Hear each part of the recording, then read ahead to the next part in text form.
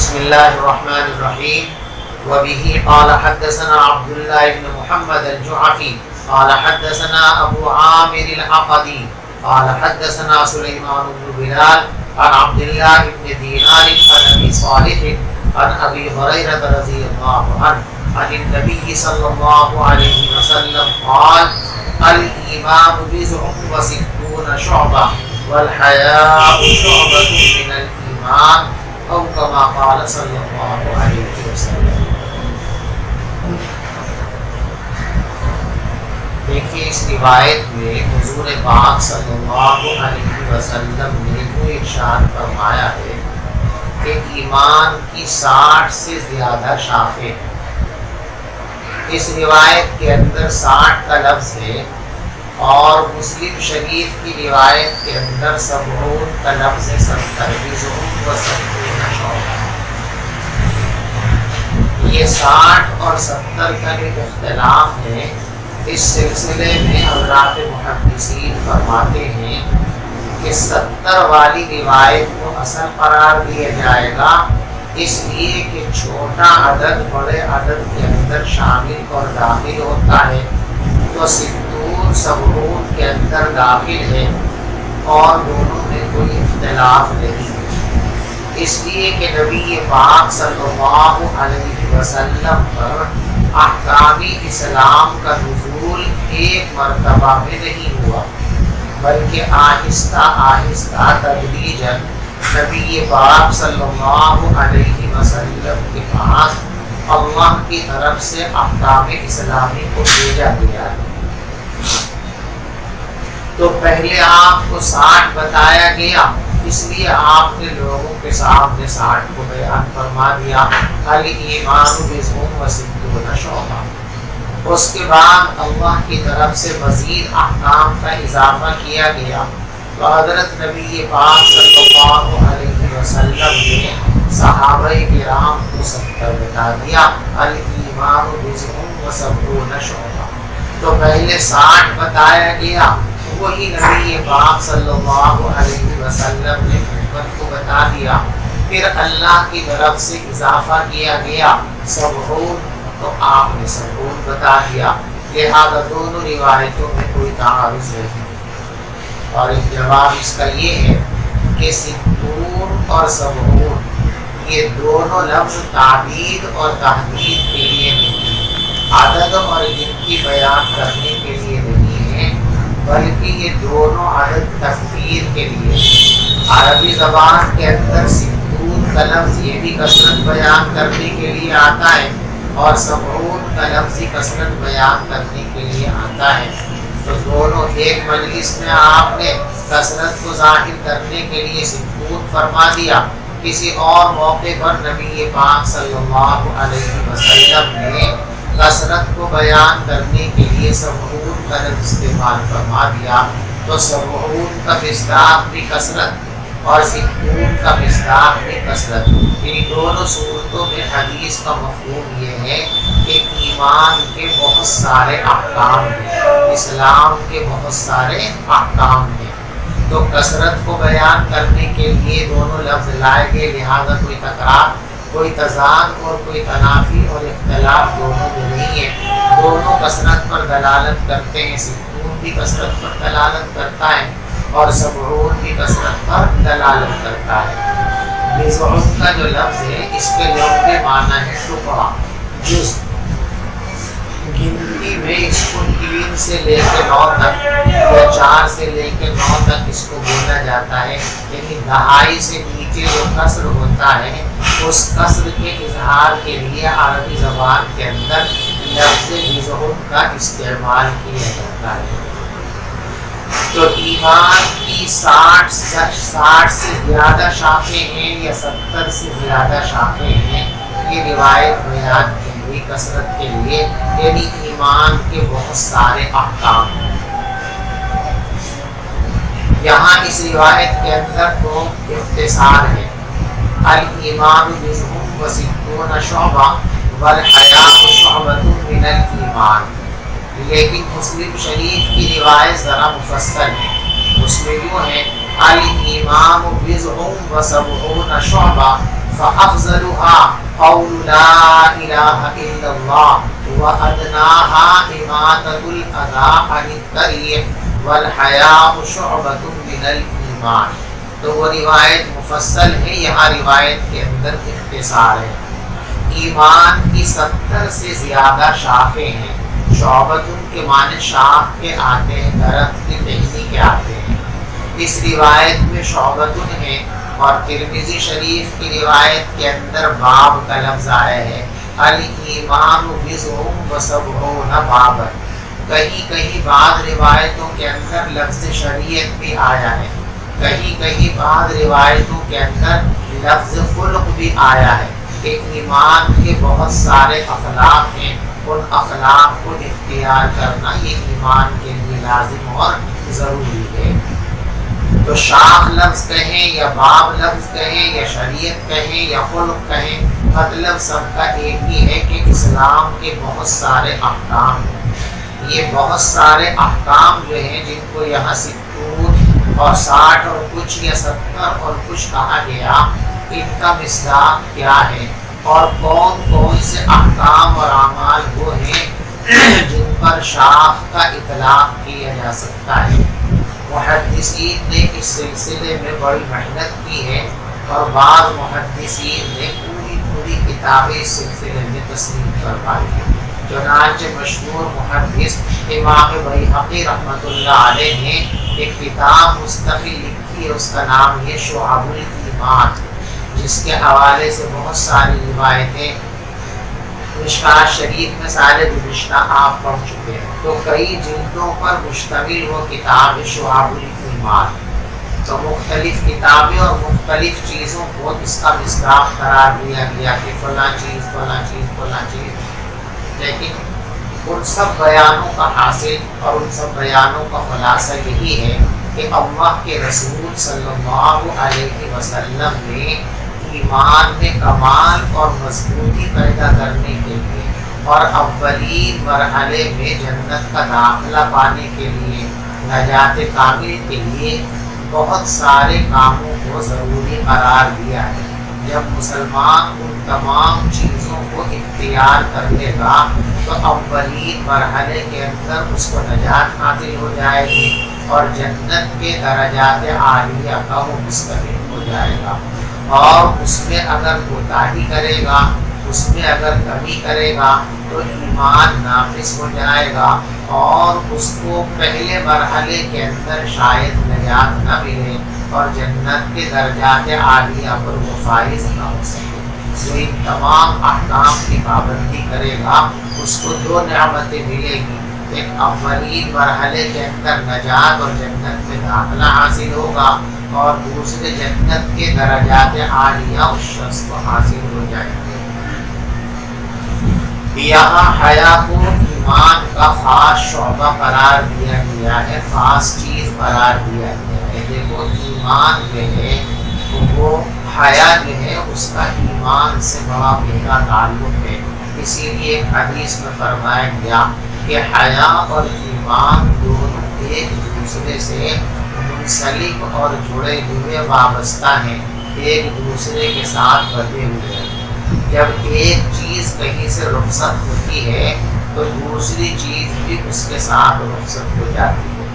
یہ شرم و لحاظ اور حیا یہ انسان کے اندر پائی جانے والی ایک کیفیت کا نام ہے کہ جب انسان کے سامنے کوئی ایسا کام آتا ہے، کوئی ایسا قول آتا ہے جو باعث ملامت ہو، باعث عیب ہو، باعث ننگ ہو، تو اس کام سے اور اس بات سے طبیعت میں ایک انقباض پیدا ہوتا ہے. یہی انقباض لحاظ اور شرم اور حیا کہلاتا ہے. اس کا ایمان سے خاص تعلق ہے، اس لیے کہ ایمان کا حاصل ہے تمام اچھائیوں کو اختیار کرنا اور تمام برائیوں کو اختیار کرنا. اور حیا بھی انسان کو برائیوں سے بچانے والی چیز ہے. انسان کے اندر حیا اگر نہ ہو تو وہ برے کاموں سے باز نہیں رہ سکتا. ایک روایت میں ہے اذا فاتک الحیا ففعل ما شئت، جس کا فارسی میں ترجمہ کیا گیا تو بے حیا باش و حج خواہی، بے حیا بن جاؤ پھر تو جو چاہے کرو. رکاوٹ تو گندے کاموں سے برے کاموں سے حیا بنتی ہے، شرم و لحاظ بنتی ہے. جب ایک انسان کے اندر حیا نہیں رہی، ایک انسان کے اندر شرم و لحاظ فوت ہو گئی، تو اب برے کاموں سے روکنے والی کوئی چیز اس کے اندر نہیں رہی، تو ہر برے کام کو وہ کر لے گا، ہر بری بات کو اختیار کر لے گا، ہر گندے سے گندے کام کو کرنے کے لیے آمادہ اور تیار ہو جائے گا، اور وہ اس کے اندر مبتلا اور ملوث ہو جائے گا. تو حیا یہ انسان کو برے کاموں سے روکتی ہے. محققین فرماتے ہیں کہ حیا دو طرح کی ہوتی ہے. ایک حیا طبعی ہوتی ہے جو عام ہے تمام انسانوں کے لیے، ایمان والوں کے اندر بھی وہ جذبہ پایا جاتا ہے اور کفار و مشرکین کے اندر بھی وہ جذبہ پایا جاتا ہے. اور ایک حیا ہے حیاء ایمان، یہ صرف ایمان والوں میں پائی جاتی ہے، کیونکہ ایمان کا تقاضا ہے. تو ظاہر بات ہے جس شخص کے پاس ایمان ہوگا اسی کے اندر یہ جذبہ پایا جائے گا، اور جو ایمان سے محروم ہے وہ یقیناً اس نعمت سے بھی محروم ہوگا. تو یہاں حیاء ایمانی کا ذکر ہے کہ حیاء ایمانی ایک ایمان کا ایک خاص شعبہ ہے، ایمان کا ایک خاص حصہ ہے، یعنی اس کا ایمان سے ایک خاص قسم کا تعلق ہے. یہ ایمان کے اندر کمال پیدا کرنے کی بنیاد ہے، کیونکہ ایمان میں کمال پیدا ہوتا ہے اچھے کاموں کی زیادتی سے اور برے کاموں کے اجتناب سے. اور حیا انسان کو انہی دو باتوں پر آمادہ کرتی ہے. کسی اچھے کام کو چھوڑتے ہوئے بھی انسان کو حیا آتی ہے، اور برے کام کو اختیار کرتے ہوئے حیا مانا کرتی ہے. تو حیا انسان کو اچھے کاموں پر ابھارتی ہے اور برے کاموں سے روکتی ہے. اور یہی ایمان کا کمال ہے کہ انسان اچھی باتوں کو جمع کر لے اور بری باتوں سے اجتناب کر لے. اس لیے ایمان سے اس کا خاص تعلق ہے، اسی لیے اس کو علیحدہ کر کے خاص طور سے بیان کیا گیا. والحیاء شعبۃ من الایمان، کہ حیا ایمان کا ایک خاص شعبہ ہے، حیا ایمان کا ایک مخصوص حصہ ہے.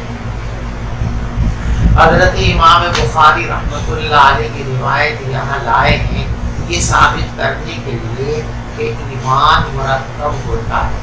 اور استدلال ان کا یہ ہے کہ دیکھو یہاں ایمان کو 70 سے زیادہ یا 60 سے زیادہ اعمال کا مجموعہ قرار دیا گیا ہے.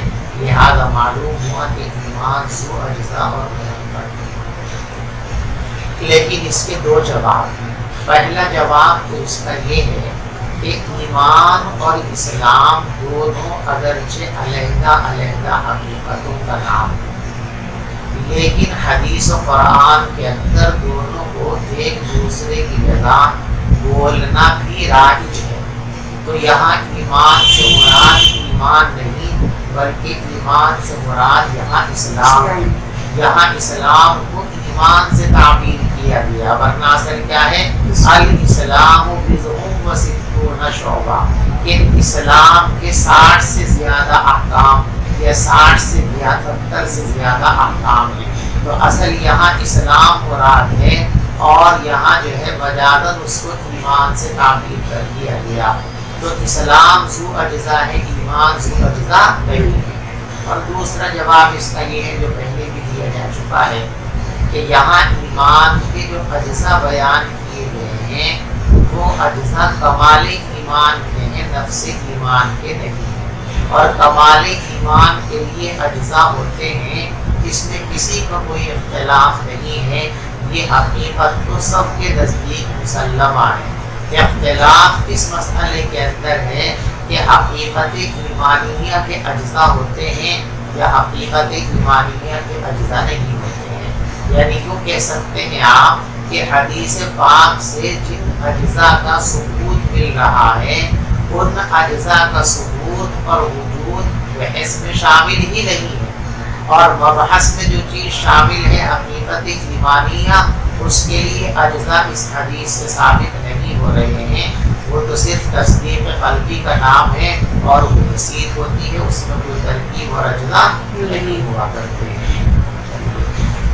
باب المسلم من سلم المسلمون من لسانه ويده. مسلمان وہ ہے جس کے ہاتھ اور زبان سے مسلمان محفوظ رہے. دیکھو عربی زبان کا ایک قاعدہ ہے کہ کسی لفظ کے جو مادے کے معنی ہوتے ہیں چاہے اس لفظ کو کسی خاص اصطلاح کے اندر منتقل کر لیا جائے وہ جو اس کے خواص ہوتے ہیں وہ خواص بالکلی یا اس سے منفرد نہیں ہوتے ہیں بلکہ وہ خواص اس کے اندر پائے جاتے ہیں. یہاں لفظ المسلم تو المسلم کا معنی ہے سین لام جس کے معنی ہے محفوظ رہنا اور محفوظ کرنا کہ خود بھی محفوظ رہے اور دوسروں کو بھی محفوظ کرے. تو المسلم اسی سے بنا ہے لہذا یہ شان مسلم کے اندر پائی جانی ضروری ہے کہ مسلمان حقیقت میں وہی ہے جو خود بھی محفوظ رہے اور دوسروں کو بھی محفوظ رکھے. اور خود کو محفوظ رکھنے کا طریقہ یہ ہے کہ آپ اپنے شر سے دوسروں کو محفوظ کرو. آپ کسی کو نقصان نہ پہنچاؤ, کسی کو اذیت نہ پہنچاؤ, کسی کو تکلیف نہ پہنچاؤ. لوگوں کی کوئی تکلیف نہیں پہنچائے گا, دوسرے آپ سے مامون رہیں گے, سالم رہیں گے تو آپ دوسروں سے مامون رہیں گے. اس لیے کہ دنیا کو تو آپ ایسا سمجھیے کہ یہ گنبد کی آواز ہے, جو بولو گے وہی سنو گے اور کچھ نہیں ہوگا. جسے کہا ہے نا کما تدین تدان, جیسا آپ دوسروں کے ساتھ برتاؤ اور سلوک کرو گے ویسا ہی لوگ آپ کے ساتھ برتاؤ اور سلوک کریں گے. آپ دوسروں کو عزت سے پیش آئیں گے اور لازماً دوسرے لوگ بھی آپ کا احترام کریں گے. آپ دوسروں کی بے احترامی کریں گے تو آپ کی بھی عزت کوئی کرنے کے لیے تیار نہیں ہوگا. جیسی کرو گے ویسی کرو گے. تو دوسروں کو محفوظ کرنا ہی در حقیقت اپنے آپ کو محفوظ کرنا ہے. تو المسلم یعنی مسلمان کی شان یہ ہے کہ وہ خود بھی محفوظ رہے اور دوسروں کو بھی محفوظ رکھے. اگر مسلمان کے اندر یہ شان نہیں ہے تو اس کا اسلام ناقص ہے, اس کا ایمان ناقص ہے. اور کبھی کبھی ناقص کو کالعدم فرض کر کے اس کی نفی کر دی جاتی ہے. ایسا ہی اس حدیث کے اندر بھی کیا گیا. المسلم کہ اصل مسلمان تو وہی ہے کہ جس کے ہاتھ اور زبان سے دوسرے لوگ محفوظ رہیں. گویا جس کے اندر یہ صفت اور خوبی نہیں ہے وہ ناقص الایمان ہے اور ناقص کو شمار کبھی کبھی نہیں کرتے تو گویا کہ وہ مسلم ہی نہیں ہے. یا آپ اس کیوں بھی تقریر کر سکتے ہیں کہ یہاں اسلام کامل کی نفی کی گئی ہے, نفس اسلام کی نفی. یعنی مسلمان المسلم اے المسلم الکامل, کامل اور پکا اور سچا مسلمان وہ ہے جس کے اندر یہ دو خوبی پائی جاتی ہوں کہ اس کی زبان سے دوسروں کو تکلیف نہ پہنچے, اس کے ہاتھ سے دوسروں کو تکلیف نہ پہنچے. دیکھو یہاں حدیث پاک کے اندر زبان اور ہاتھ کا ذکر کیا گیا. حالانکہ صرف زبان اور ہاتھ سے نقصان پہنچانا ممنوع ہے ایسا نہیں ہے. زبان سے تکلیف پہنچانا یہ بھی ممنوع ہے, ہاتھ سے تکلیف پہنچانا یہ بھی ممنوع ہے, آنکھوں سے تکلیف پہنچانا یہ بھی ممنوع ہے. پورے سراپا میں کہیں سے بھی آپ کسی کو اذیت اور تکلیف پہنچائیں یہ اسلامی شان کے خلاف ہے, مسلمان کی شان کے خلاف ہے. اب سوال یہ پیدا ہو سکتا ہے کہ جب تمام اعضاء کی حفاظت ضروری ہے, تمام اعضاء کو بچا کر رکھنا ضروری ہے, ہر عضو سے اذیت نہ پہنچے اس کا اہتمام کرنا چاہیے, تو پھر زبان اور ہاتھ ان دونوں کا تذکرہ کیا گیا. تو اس کا جواب یہ ہے کہ کثرت کے ساتھ جو انسان دوسروں کو اذیت اور تکلیف پہنچاتا ہے وہ انہی دو اعضاء کے ذریعے ہوتی ہے, ایک ہاتھ کے ذریعے اور ایک زبان کے ذریعے. اس لیے بیان کر دیا ہاتھ کو اور زبان کو, ورنہ ہاتھ کا حکم بھی وہی ہے, زبان کا حکم بھی وہی ہے, ناک کا حکم بھی وہی ہے, سر کا حکم بھی وہی ہے, ٹانگوں کا حکم بھی انسان کہیں سے بھی کسی کو کسی بھی طرح اگر نقصان پہنچاتا ہے تو وہ اسلامی شان کے خلاف ہے، مسلمان کی شان کے خلاف ہے۔ مسلمان کو دوسرے کو تکلیف پہنچانے کی اجازت اور گنجائش نہیں ہے۔ بات سمجھ میں آئی؟ اسی طریقے سے زبان اور ہاتھ، ان دو اعضاء کو یہاں پر بیان کیا گیا اور ان دو میں بھی زبان کو مقدم رکھا گیا۔ اس کی وجہ یہ ہے کہ زبان سے تکلیف پہنچانا یہ عام ہے، ہاتھ کے مقابلے میں زبان کے اندر عموم پایا جاتا ہے۔ تو یہ ہاتھ اور زبان دو اعضاء کو یہاں خاص طور پر ذکر کیا گیا اور ان دو میں بھی زبان کو پہلے بیان کیا گیا۔ اس کی وجہ یہ ہے کہ زبان کی تکلیف میں ایک تو شدت ہاتھ کے مقابلے میں زیادہ ہے، ہاتھ کے ذریعے جو تکلیف پہنچتی ہے اس سے کہیں زیادہ تکلیف زبان کے ذریعے پہنچتی ہے، جیسا کہ وہ عربی کا مشہور شعر ہے، جراحات السنان لها التیاء ولا یلتام ما جرح اللسان۔ نیزوں کے ذریعے جو گھاؤ اور زخم لگتے ہیں وہ ایک زمانہ گزرنے پر بھر جاتے ہیں، ان کی ٹیس ختم ہو جاتی ہے، ان کے نشانات اور اثرات ختم ہو جاتے ہیں، لیکن زبان کے ذریعے جو تکلیف پہنچتی ہے، جو دل میں زخم لگتے ہیں، وہ پوری زندگی بھرتے نہیں ہے۔ جب یاد آئے گی وہ بات، جب ہی دل کے اندر ٹیس اور تکلیف ہوگی، کبھی اس کو بھول نہیں سکتا انسان۔ تو زبان کی تکلیف میں ہاتھ کے مقابلے میں چونکہ شدت ہے، زبان سے جو تکلیف پہنچتی ہے وہ ہاتھ کے مقابلے میں زیادہ شدید ہوتی ہے۔ اسی شدت کے پیش نظر زبان کو پہلے بیان کیا گیا، ہاتھ کو بعد میں بیان کیا گیا۔ اسی طریقے سے زبان کی تکلیف کا دائرہ وسیع ہے، اس میں عموم پایا جاتا ہے۔ ہاتھ سے آپ تکلیف اس کو پہنچا سکتے ہیں جو آپ کے سامنے موجود ہے اور آپ کے قریب ہے، جہاں تک آپ کا ہاتھ پہنچ سکتا ہے۔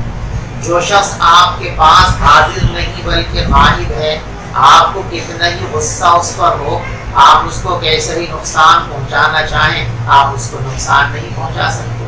تو ہاتھ سے نقصان صرف حاضرین کو پہنچتا ہے، اور زبان سے آپ حاضر کو بھی تکلیف پہنچا سکتے ہو۔ آپ کے سامنے ایک آدمی بیٹھا ہوا، اس کو آپ گالی دے دو، تکلیف پہنچ گئی، اس پہ آپ جو ہے اس کی خرابیوں کو بیان کر دو، اس کی کمزوریوں کو بیان کر دو، اس کو تکلیف ہو گئی۔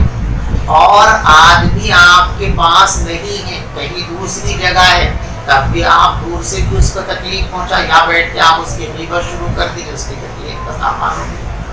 تو ہاتھ صرف حاضرین کو تکلیف پہنچا سکتا ہے، اور زبان حاضر اور غائب دونوں کو تکلیف پہنچا سکتی ہے۔ تو اس کا دائرہ وسیع، حتیٰ کہ زبان کا دائرہ تو اتنا وسیع ہے کہ بزرگوں تک کو پہنچا ہوا ہے۔ ہاتھ سے آپ زندوں کو تکلیف پہنچا سکتے ہیں۔ جو آدمی قبر کے اندر جا کے لیٹ گیا، مر گیا، وہ آدمی آپ کا کتنا ہی شدید ترین دشمن ہو، کتنا ہی غیظ و غضب آپ کے دل میں اس کی طرف سے پل رہا ہو، آپ چاہ کر بھی اس کو کوئی نقصان نہیں پہنچا سکتے، اور زبان سے آپ اس کو بھی تکلیف پہنچا سکتے ہو۔ یعنی مرے ہوئے کی بھی لوگ غیبتیں کرتے ہیں بہت سے لوگ، حالانکہ حدیث پاک میں فرمایا گیا کہ اذکروا محاسن موتاکم، جو لوگ مر گئے ہیں آپ ان کی صرف اچھائیوں کو بیان کیا کرو، ان کی برائیوں کو بیان مت کیا کرو۔ لیکن پھر بھی بہت سے لوگ ہیں کہ مرنے والوں کی بھی برائیاں بیان کر دیتے ہیں، ان کی بھی غیبتیں کرنے لگتے ہیں۔ تو ہاتھ کے مقابلے میں زبان کا ایک تو دائرہ وسیع ہے کہ یہ حاضر اور غائب، زندے اور مردے سب کو تکلیف پہنچا سکتی ہے، اور زبان کا دائرہ، ہاتھ کا دائرہ اس کے مقابلے میں محدود ہے۔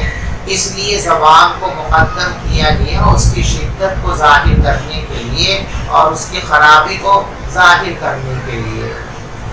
تو اس لیے فرمایا المسلم من سلم المسلمون من لسانہ۔ دوسری بات یہاں آپ کو یہ ذہن نشین رکھنی ہے کہ المسلمون کا لفظ جو ہے یہ تغلیب کے طور پر ہے، اس لیے کہ مسلمانوں کا واسطہ عموم दुश्मन मुसलमानों ही से पड़ता है, मुसलमान बिलउमूम मुसलमानों ही के दरमियान रहता है, तो ला महाला उसकी राहत और तकलीफ भी मुसलमान ही से वाबस्ता होगी। इसलिए अल मुस्लिमून कह दिया गया, वरना मुस्लिम और गैर मुस्लिम सब इसके अंदर शामिल हैं। जैसे मुसलमान को बिला वजह तकलीफ पहुंचाना जायज़ नहीं है, इसी तरह बिला वजह किसी काफिर को, किसी मुशरिक को तकलीफ पहुंचाने की भी इस्लाम में इजाज़त नहीं है। यही वजह है कि इब्न हिब्बान की रिवायत के अंदर अल मुस्लिमून की बजाय अन्नास आया है। वहाँ इबारत क्यों है, अल मुस्लिमू मन सलिम अन्नासु मिन लिसानिही व यदिही, कि पक्का मुसलमान वो है जिसकी ज़बान और हाथ से तमाम लोग महफूज रहें। तो अल मुस्लिमून ये क़ैद इत्तिफ़ाक़ी है, क़ैद एहतिराज़ी नहीं है। मुस्लिम और गैर मुस्लिम सबको ये हुक्म शामिल है कि बिला वजह न किसी मुसलमान को तकलीफ पहुँचाने की इजाज़त है और न बिला वजह किसी काफिर को तकलीफ पहुँचाने की इजाज़त है। दोनों के साथ किसी किस्म का तारुज़ बिला वजह करना ये इस्लामी शान के मुनाफी है और इस्लामी शान के खिलाफ है। उसी को फरमाया गया, देखिए हदीस में, वबिही क़ाल हद्दसना आदम इब्न अबी इयास क़ाल हद्दसना शुअबा अन अब्दुल्लाह इब्न अबी सफ़र व इस्माईल अन शाबी अन अब्दुल्लाह इब्न अब्द अन नबी सल्लल्लाहु अलैहि वसल्लम क़ाल अल मुस्लिमु मन सलिमल मुस्लिमून मिन लिसानिही व यदिही वल मुहाजिरु मन हजर मा नहल्लाहु अन्हु। और पक्का और असली मुहाजिर वो है जो उन तमाम चीज़ों को छोड़ दे जिनसे अल्लाह ने मना फरमाया। देखो, हिजरत का मकसद है दीन का तहफ़्फ़ुज़ और दीन पर अमल करना, यानी हिजरत उस जगह से की जाती है जहाँ इंसान को अहकाम इस्लाम पूरे करने में दुश्वारी हो और इस्लाम के अहकाम को पूरा करना मुमकिन न रहे, तो उसके लिए हुक्म है कि वो उस जगह को छोड़कर दूसरी जगह अपनी सहूलत इख्तियार कर ले जहाँ आसानी से वो अल्लाह के अहकाम की पाबंदी कर सके। अब एक आदमी अपना वतन छोड़कर दूसरी जगह आ गया, वहाँ वतन बना लिया, लेकिन अल्लाह के अहकाम को यहाँ भी पूरा नहीं कर रहा है। यहाँ अगर अल्लाह के अहकाम को तोड़ रहा है तो भी हिजरत का फायदा क्या हुआ? आ गया कि तुम मक्के से अपने वतन को छोड़कर मदीने आ गए हो, बस इतना काफी नहीं है, बल्कि मदीने में आने के बाद अल्लाह के तमाम अहकाम की पाबंदी करना, अल्लाह के तमाम हुक्मों की रियायत करना, अल्लाह की किसी हुक्म के खिलाफ वर्जी न करना, ये दर हकीकत असल मुद्दा है हिजरत का, असल हासिल है हिजरत का। वरना तर्क वतन का क्या फायदा? अहकाम इस्लाम की हिफाजत के लिए तर्क वतन किया और तर्क वतन करने के बाद फिर भी अहकाम इस्लाम की हिफाजत नहीं की, तो हिजरत का मकसद तो फौत हो गया। तो असली हिजरत ये है, असली हिजरत का तकादा ये है कि अल्लाह ने जिन चीज़ों से इंसान को बाज रहने के लिए फरमाया है, इंसान मुकम्मल तौर पर उन चीज़ों से बाज रहे, उन चीज़ों से बचता रहे, इसलिए वो कहलाएगा कि ये पक्का हिजरत करने वाला।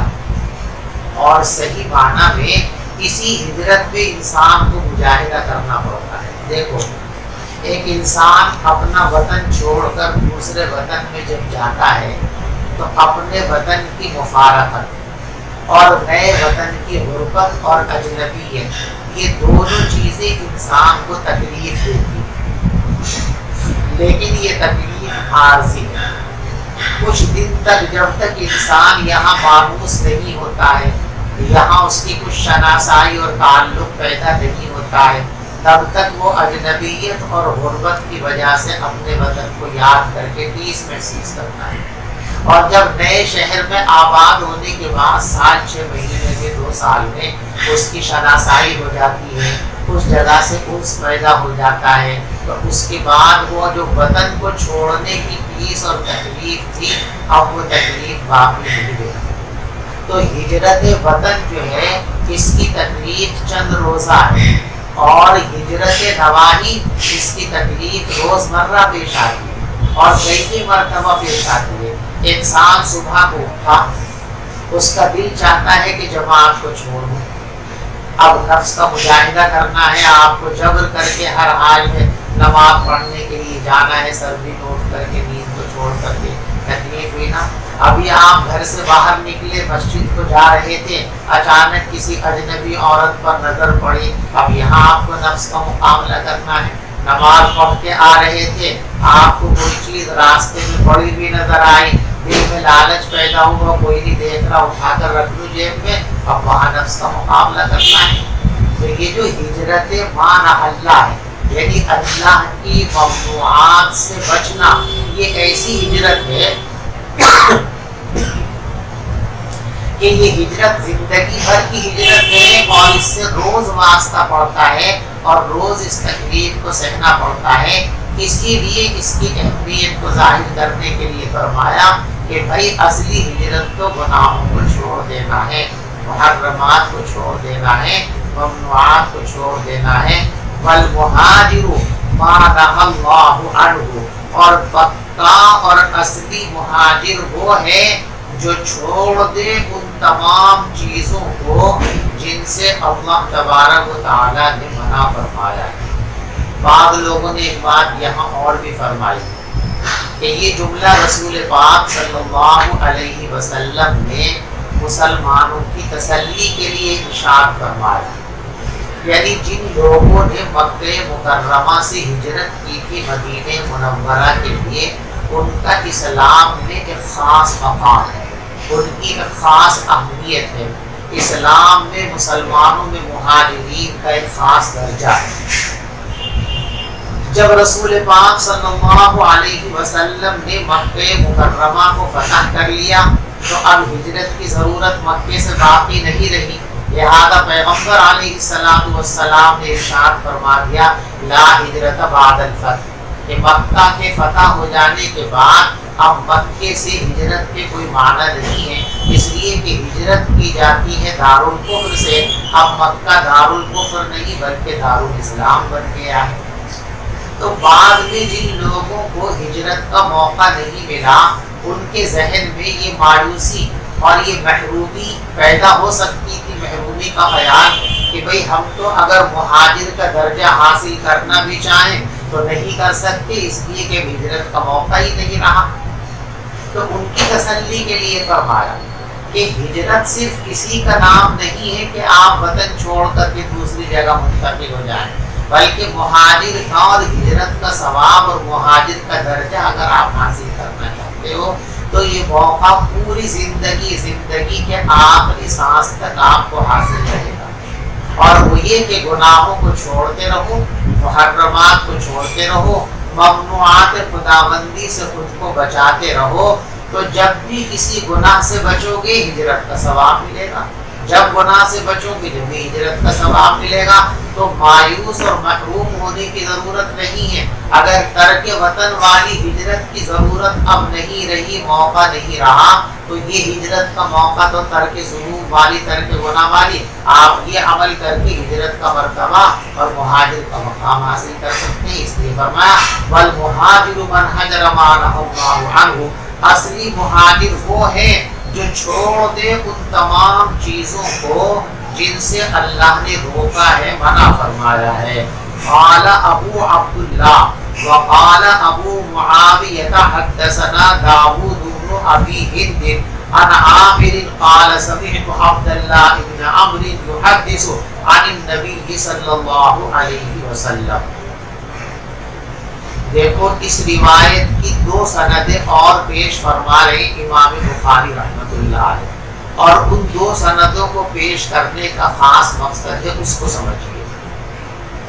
آپ نے یہ بات پڑھ لی ہے کہ حدیث پہنچانے کے مختلف طریقے ہیں، جن میں ایک طریقہ عنعنہ، اور عنعنہ کا جو طریقہ ہے وہ سب سے کمزور طریقہ ہے، اس لیے کہ عنعنہ کے اندر تدلیس کا احتمال رہتا ہے. تو عنعنہ کے اندر چونکہ تدلیس کا احتمال رہتا ہے تو یہ ایک طرح کی کمزوری ہے، اور اس کے مقابلے میں تحدیث ہو اور سماع کی صراحت ہو تو اس سے مضبوطی پیدا ہو جاتی ہے. تو جس سند کے ساتھ امام بخاری رحمۃ اللہ علیہ یہ روایت لائے ہیں، یہ روایت انا کے ذریعے آئی ہے۔ آپ سند کو دیکھیے، دیکھیے ان عبداللہ ابن ابی الصفر و اسماعیل عن الشعبی عن عبداللہ ابن عمر عن النبی صلی اللہ علیہ وسلم۔ انا ہے نا اس سند کے اندر، لیکن دوسری سند جو لائے ہیں ابو معاویہ کی، اس سند کے اندر سماع کی تصریح موجود ہے۔ فرمایا ان عامر قال سمعت عبداللہ ابن عمر، عامر یوں فرماتے ہیں کہ میں نے یہ حدیث سنی ہے عبداللہ ابن عمر سے۔ تو سماع کی تصریح ہوگی نا، تو انا کی وجہ سے جو سند کے اندر ایک کمزوری کا تصور اور خیال آ سکتا تھا، اس سماع کی وضاحت کے بعد وہ خیال رد ہو گیا۔ سمجھ میں آگی بات؟ تو پہلی روایت کے اندر انانا کی وجہ سے جو شبہ پیدا ہو سکتا تھا، اس شبہ کو دور کرنے کے واسطے دوسری سند امام بخاری رحمۃ اللہ علیہ لائے، جس میں سماع کی تصریح ہے۔ عامر فرماتے ہیں کہ میں نے یہ روایت عبداللہ ابن عمر سے سنی ہے، تو انا کی وجہ سے جو عدم سماع کا احتمال پیدا ہو رہا تھا، وہ احتمال ظاہر ہو گیا، ختم ہو گیا۔ اس لیے حضرت امام بخاری رحمۃ اللہ علیہ یہاں پر یہ روایت لے کر آئے۔ بات سمجھ میں آ گئی؟ ایک سند اور لائے ہیں دوسری، وقال عبد الاعلی عن داؤد عن عامر عن عبداللہ عن النبی صلی اللہ علیہ وسلم۔ یہ سند کیوں لائے ہیں؟ اس سند کو بھی ایک خاص مقصد کے واسطے لائے ہیں۔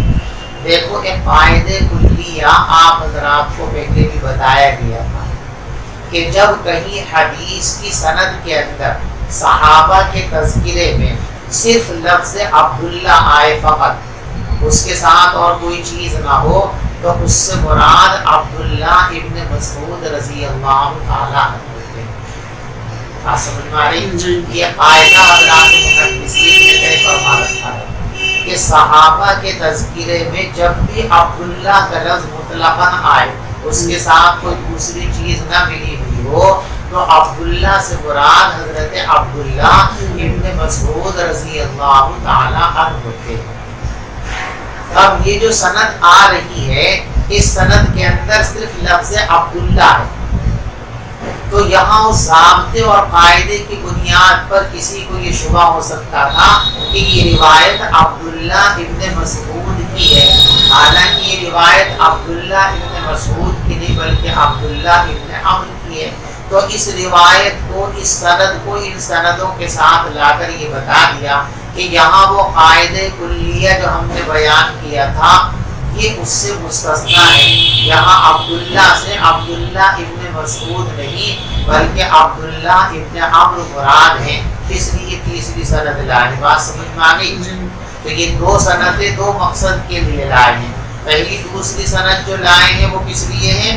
سماع کی تصریح کی وجہ سے، کہ وہاں عامر کا عبداللہ سے سماع مسرہ ہے۔ عامر صاف طور پر فرماتے ہیں سمعت عبداللہ ابن عمرو، کہ میں نے اس حدیث کو عبداللہ ابن عمرو سے سنا ہے۔ اور دوسری سند کیوں لائے ہیں تیسرے نمبر پر جو ہے وہ اس لیے کہ لفظ عبداللہ ہے اس کے اندر سے، اس کے علیحدہ ہونے سے کسی کو شبہ ہو سکتا تھا کہ شاید یہ روایت عبداللہ ابن مسعود کی روایت ہے، تو اس سند کے ساتھ ملا کر ظاہر کر دیا کہ جیسے پچھلی سندوں کے اندر عبداللہ ابن عمرو کی صراحت ہے، یہاں بھی عبداللہ سے مراد عبداللہ ابن مسعود نہیں بلکہ حضرت عبداللہ ابن عمرو مراد ہیں، اس لیے تیسری سند یہاں پر لائے۔ قال ابو عبداللہ، امام بخاری رحمۃ اللہ علیہ فرماتے ہیں کہ ابو معاویہ فرماتے ہیں کہ ہم سے حدیث بیان کی داؤد ابن ابی ہند نے، اور وہ نقل کرتے ہیں عامر شعبی سے، اور عامر شعبی فرماتے ہیں کہ میں نے یہ حدیث سنی ہے حضرت عبداللہ ابن عمرو سے، اور وہ اس حدیث کو نقل کرتے ہیں نبی پاک صلی اللہ علیہ وسلم سے۔ وقال عبد الاعلی، اور عبد الاعلی کہتے ہیں کہ مجھے یہ روایت پہنچی ہے داؤد سے، اور داؤد فرماتے ہیں کہ مجھ کو یہ روایت پہنچی ہے عامر سے، اور عامر فرماتے ہیں کہ مجھ کو یہ روایت پہنچی عبداللہ سے، اور عبداللہ فرماتے ہیں کہ مجھ کو یہ حدیث پہنچی ہے نبی پاک صلی اللہ علیہ وسلم سے. چلیے باب أي الإسلام أفضل وبه قال حدثنا. یہاں پر حذف ہے اے ایو خصال المسلم افضل، اس لیے کہ اسلام تو ایک ہی ہے. لفظ ایو تعدد کے لیے آتا ہے کہ چند چیزوں میں سے کسی ایک چیز کی تخصیص کے لیے ایو آتا ہے. تو اسلام تو 5-7 نہیں ہے، اسلام تو ایک ہی ہے. تو ایو کا استعمال کیوں کیا گیا؟ تو اس کا جواب ذہن میں رکھیے کہ یہاں خصال محذوف ہے. اے ایو خصال المسلم افضل، یا بعض لوگوں نے یا محذوف مانا ہے ایو اہل الاسلام افضل، کہ اسلام کے حاملین اور اسلام کے ماننے والوں میں سب سے اچھا کون ہے، یا اسلام کے اعمال میں سب سے اچھا عمل کون ہے. بات سمجھ میں آئی آپ جی. جو اوپر والی روایت کے اندر مضمون بیان کیا گیا وہی روایت یہاں بھی ہے.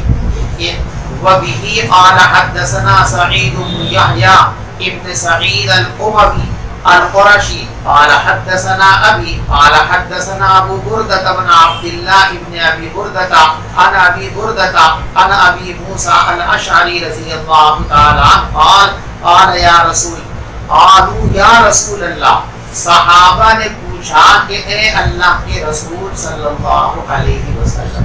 دیکھو یہاں تو یہ بیان کیا گیا کہ ابو موسیٰ یہ فرماتے ہیں کہ میری موجودگی میں صحابہ نے سوال کیا. یعنی اس روایت کا مفاد یہ ہے کہ سوال کرنے والے ابو موسیٰ اشعری نہیں ہیں بلکہ کوئی اور شخص ہے. لیکن دوسری روایت کے اندر یہ ہے کہ سائل خود کون ہے؟ ابو موسیٰ اشعری رضی اللہ تعالیٰ عنہ. اور اس میں کوئی تعارض کی بات نہیں ہے. آدمی اپنے ساتھیوں کو اپنے کام میں شامل کر کے کہہ دیتا ہے کہ ہم سب نے مل کر یہ کام کیا. تو صحابہ نے پوچھا یا ابو موسیٰ اشعری نے پوچھا قالوا یا رسول اللہ، صحابہ کرام نے دریافت کیا کہ اے اللہ کے رسول صلی اللہ علیہ وسلم ای الاسلام افضل، سب سے بہترین اسلام کون سا ہے؟ یعنی مسلمانوں میں سب سے بہترین مسلمان کون ہے، یا اسلامی کاموں میں سب سے بہترین کام کون سا ہے؟ دونوں مراد لے سکتے ہیں. فرمایا من سلم المسلمون بلسانہ ویدہ، سب سے اچھا مسلمان وہ ہے جس کی زبان اور جس کے ہاتھ سے تمام مسلمان محفوظ اور معمول رہے. دیکھو ای الاسلام افضل، یہ سوال حضرات صحابہ کرام نے حضور پاک صلی اللہ علیہ وسلم سے متعدد مرتبہ کیا ہے، اور حضور پاک صلی اللہ علیہ وسلم نے اس کے علیحدہ علیحدہ مختلف جوابات دیے ہیں. جیسے اگلی روایت آ رہی ہے تو اس روایت میں یہ ہے، اگلے باب کے اندر جو روایت ہے ای الاسلام افضل، کہ اسلامی کاموں میں سب سے بہترین کام کون سا ہے؟ تو پیغمبر علیہ السلام نے فرمایا تطعم الطعام، کہ تم لوگوں کو کھانا کھلاؤ اور جن کو جانتے ہو ان کو بھی سلام کرو اور جن کو نہیں جانتے ہو ان کو بھی سلام کرو. اسی طرح اور روایتوں کے اندر دیگر افعال کو بھی کہا گیا.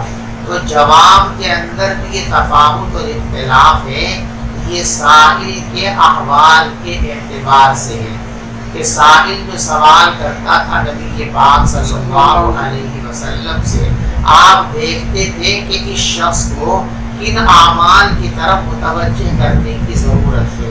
جس عمل کی طرف خصوصیت کے ساتھ سائل کو متوجہ کرنے کی ضرورت ہوتی، اسی عمل کو رسول پاک صلی اللہ علیہ وسلم خیر عمل افضل العمل کے عنوان سے بیان کرتے تھے، تاکہ وہ سائل اس عمل کو اپنی زندگی کے اندر خصوصی اہتمام کے ساتھ جو ہے شامل کر لیں اور داخل کر لیں.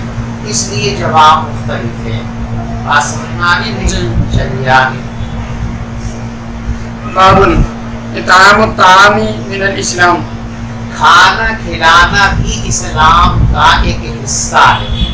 اس سے بھی حضرت امام بخاری رحمۃ اللہ علیہ وہی بیان فرمانا چاہتے ہیں کہ دیکھو کھانا کھلانے کو اسلام کا جز قرار دیا گیا، تو گویا اسلام مرکب ہو گیا، اور اسلام اور ایمان دونوں مترادف ہیں تو اسلام مرکب ہوا تو ایمان بھی مرکب ہو گیا. تو جو پہلے باب قائم کیا تھا کہ اسلام و ایمان مرکب ہے گویا وہ مدعا ثابت ہو گیا. جواب اس کا وہی ہے جو پہلے ہم دے چکے ہیں کہ ایمان اور اسلام میں ترادف نہیں ہے بلکہ دونوں مختلف حقیقتوں پر دلالت کرنے والے لفظ ہیں. لہذا اسلام کے لیے کوئی چیز ثابت ہونے کا یہ مطلب ہرگز نہیں ہے کہ وہی چیز ایمان کے لیے بھی ثابت ہو. اسلام کا مرکب ہونا ثابت ہوتا ہے, ایمان کا مرکب ہونا ثابت نہیں ہوتا ہے. بات سمجھ میں آ گئی. باب اطعام الطعام من الاسلام, کھانا کھلانا یہ اسلام کا حصہ ہے. وبه قال حدثنا عمرو بن خالد قال حدثنا الليث عن يزيد عن ابي الخير عن عبد الله بن عمرو ان رجلا سأل رسول الله صلى الله عليه وسلم کہ ایک شخص نے نبی پاک صلی اللہ علیہ وسلم سے پوچھا ای الاسلام خیر, کون سا اسلام سب سے اچھا ہے, یعنی اسلامی کاموں میں سب سے بہترین کام کون سا ہے. تو آپ نے ارشاد فرمایا کہ دو کام سب سے اچھے ہیں. تو تطعم الطعام, ایک تو یہ کہ تم کھانا کھلاؤ, جو بھی ضرورت مند ہو بھوکا ہو اس کو کھانا کھلائیے. ہر مسلمان کو بلکہ ہر انسان کو ضرورت کے وقت کھانا کھلانا یہ اسلام کی تعلیمات کا ایک حصہ ہے. تو کھانا کھلائیے. تو تطعم الطعام, تم لوگوں کو کھانا کھلایا کرو. اور دوسری چیز ارشاد فرمائی وَتَقْرَأُ السَّلَامَ عَلَىٰ مَنْ عَرَفْتَ وَمَنْ لَمْ تَعْرِفْ, تم سلام کیا کرو اس شخص کو بھی جس کو پہچانتے ہو اور اس شخص کو بھی جس کو نہیں پہچانتے ہو. نہیں پہچانتے ہو سے مراد یہاں شخصی معرفت ہے کہ شخصی طور پر آپ کسی کو جانتے ہو یا نہ جانتے ہو اس کو سلام کرنا چاہیے. لیکن سلام کرنے کے لیے ملی معرفت ضروری ہے. ایک تو ہے ملی معرفت, ایک ہے شخصی معرفت. یعنی کسی کو سلام کرنے سے پہلے یہ تو آپ کو تحقیق کرنی ہے کہ یہ مسلمان ہے یا مسلمان نہیں ہے.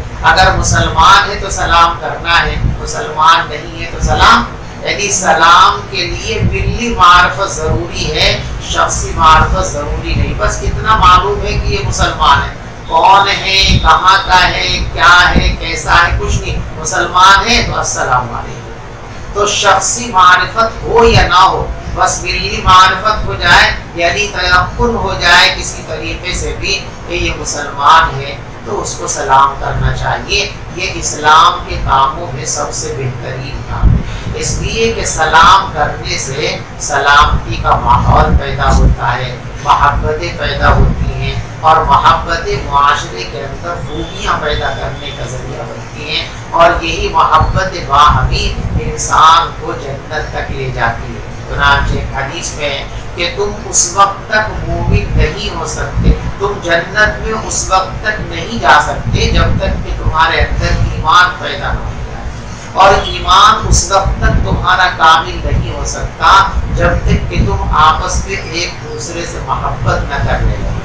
اور محبت کرنے کے لیے میں تم کو ایک کام بتاتا ہوں, افشوا السلام علیکم, سلام کو رواج دو, جو بھی ملے اسی کو سلام کرو, جو ملے اسی کو سلام کرو. سلام کو پھیلاؤ گے تو انشاءاللہ اس سے محبتیں پیدا ہوں گی, اور سلامتی اترے گی. جب ہر مسلمان صبح سے شام تک ہزاروں لاکھوں مرتبہ کہے گا اللہ کی طرف سے سلامتی ہو, اللہ کی طرف سے سلامتی ہو, تو اللہ اپنے بندوں کی دعاؤں کو رد نہیں فرماتے. جب لاکھوں کروڑوں مسلمان صبح سے شام تک اللہ سے سلامتی مانگیں گے تو لا محالہ دنیا کے اندر سلامتی نازل ہوگی, اور معاشرے کے اندر امن و اطمینان کی کیفیت پیدا ہو جائے گی.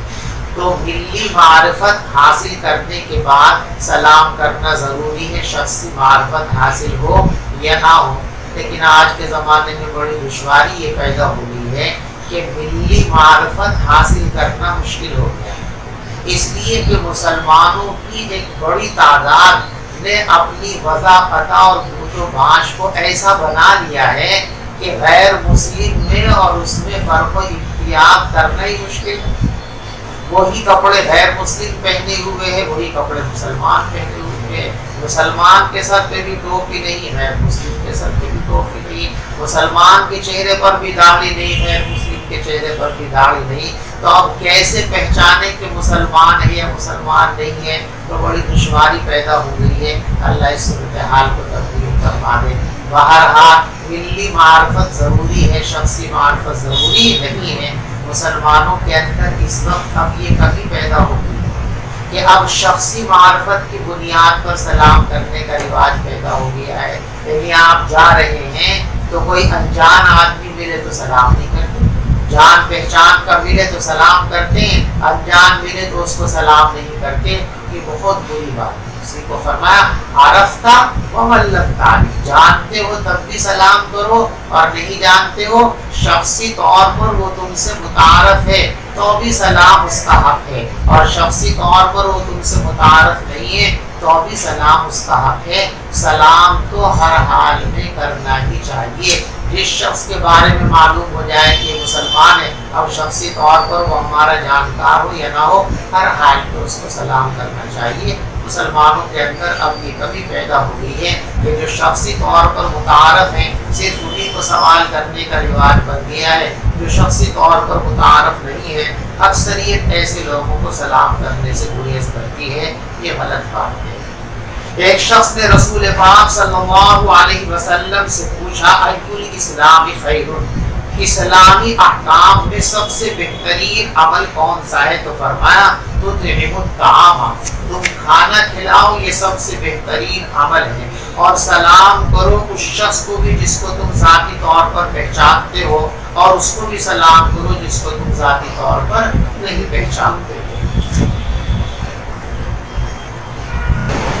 ہم بتایا جاتا ہے کہ اللہ کے نبی کی سنتوں پر عمل کرنا ہے، تو جیسے احادیث میں اللہ کے نبی سلام کرنے کا حکم فرما رہے ہیں، تو یہ سنت میں آتا ہے یا حکم میں آتا ہے؟ کیسے اسے سمجھیں؟ حکم اور سنت میں اس اعتبار سے کوئی فرق نہیں، اس لیے کہ حضور پاک صلی اللہ علیہ وسلم نے جن چیزوں کا حکم فرمایا ہے صرف حکم نہیں فرمایا بلکہ ان باتوں پر خود عمل بھی فرمایا ہے۔ لہٰذا جب کسی حدیث کے اندر یہ بات آئے کہ آقا نے کیوں فرمایا، تو اس کا لازمی مطلب یہ ہے کہ آقا علیہ السلام اس بات پر عمل پیرا تھے، لہٰذا یہ سنت جی آپ نے انہی چیزوں کا حکم فرمایا ہے جن کو آپ کرتے تھے۔ ایسا نہیں کہ لوگوں کو تو کہہ دیے، تو آج کل ہم لوگوں کا حال ہے کہ ہم تقریروں میں ساری دنیا کو بتاتے ہیں ایسا کرو ایسا کرو، کچھ نہیں کرتے، یہ ہماری کمزوری ہے۔ پیغمبر علیہ السلام کی کمزوری نہیں، آپ جو امت کو فرماتے تھے کہ ایسا کرو تو خود اس پر عمل فرمایا کرتے تھے۔ لہذا آپ نے جب یوں فرما دیا کہ لوگوں کو سلام کیا کرو، اس کا مطلب یہ ہے کہ رسول پاک صلی اللہ علیہ وسلم بھی ہمیشہ سب کو سلام فرمایا کرتے تھے، اور روایتوں میں اس کی صراحت موجود ہے۔ حتیٰ کہ حضور پاک صلی اللہ علیہ وسلم کو اگر چھوٹے چھوٹے بچوں کے قریب سے بھی گزرتے تھے تو ان کو بھی سلام فرمایا کرتے تھے۔ تو بڑوں کو بھی بچوں کو بھی سلام کرنا یہ بھی حضور پاک صلی اللہ علیہ وسلم کی سنت ہے۔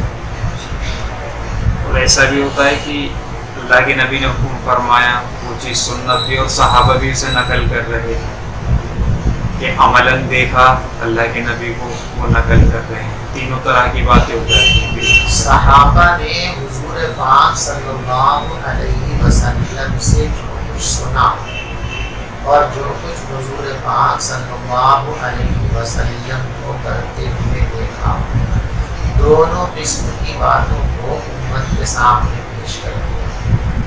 حضور پاک صلی اللہ علیہ وسلم سے جو کچھ انہوں نے سنا ہے اس کو حدیث قولی کہتے ہیں، اور جو کام کرتے ہوئے نبی پاک صلی اللہ علیہ وسلم کو دیکھا اور اس کو بیان کرتے ہیں اس کو حدیث فعلی کہتے ہیں۔ صحابہ نے دونوں چیزوں کو نقل کیا اور دونوں پر عمل کیا۔ جو آپ نے فرمایا اس کو آگے پہنچایا بھی صحابہ نے اور اس پر عمل بھی کیا۔ جو کچھ صحابہ نے پیغمبر علیہ السلام کو کرتے ہوئے دیکھا اس پر خود عمل بھی فرمایا اور صحابہ آگے بھی امت تک اس کو پہنچایا. ہاں فرائض سے یا حضور پاک صلی اللہ علیہ وسلم کی صراحت سے جس کام کے بارے میں یہ پتہ چل جاتا کہ یہ آپ کی خصوصیت ہے اس کو صحابہ کرام عمل میں نہیں لاتے. لیکن جن چیزوں میں خصوصیت کا شائبہ نہیں تھا اس کو صحابہ عمل میں بھی لاتے تھے اور اس کو آگے بھی پہنچاتے تھے. بس ایک آخری سوال رہی ہے جی کہ جیسے اللہ کے نبی نے قرآن کی تعلیم کو آگے پہنچایا ہے, اس کا قرآن میں بھی حکم ہے اور اللہ کے نبی نے بھی فرمایا, تو اللہ کے نبی کی باتوں کو, ان کے عمل کو آگے پہنچانے کا اللہ کے نبی نے حکم فرمایا تھا صحابہ کو کہ میری عملی زندگی اور ہاں حکم فرمایا بلغوا عنی ولو آیا. میری ایک بات بھی اگر تم کو معلوم ہو, دین کی ایک بات بھی اگر معلوم ہے تو اسے آگے بلغوا عنی ولو آیا. ایک آیت بھی اگر تم کو یاد ہے نا وہ بھی دوسروں تک پہنچا دو اور اس کی فضیلت بیان فرمائی کہ جس شخص نے میری حدیث کو سنا, اس کو یاد کیا اور پھر اس کو اسی طرح جیسے سنا تھا آگے تک پہنچا دیا, اللہ تبارک و تعالیٰ ایسے آدمی کو سرسبز و شاداب رکھے, اس کی دنیا بھی بہتر بنایا, آخرت بھی بہتر بنایا. تو حکم بھی فرمایا اور ایسا کرنے والوں کے لیے دعاؤں کا بھی اہتمام فرمایا, ان کی فضیلت بھی بیان فرمائی. خیرکم من تعلم القرآن وعلمہ, سب سے بہترین انسان وہ ہے کہ قرآن کو سیکھے اور پھر دوسرے لوگوں کو سکھائے. یہ آپ کی تعلیم کی میں جو کچھ بتا رہا ہوں اس پر عمل بھی کرنا ہے اور عمل کے ساتھ ساتھ آگے بھی اس کو پہنچانا ہے. اور یہاں پر جو آیت ہے کہ ایک بھی آیت سنو گے قرآن کی بھی اور احادیث کی, دونوں چیزیں اس میں شامل ہیں. قرآن کی آیت بھی اس میں شامل ہے, دین کے تمام احکام, حضور کی تمام باتیں بھی اس میں شامل ہیں.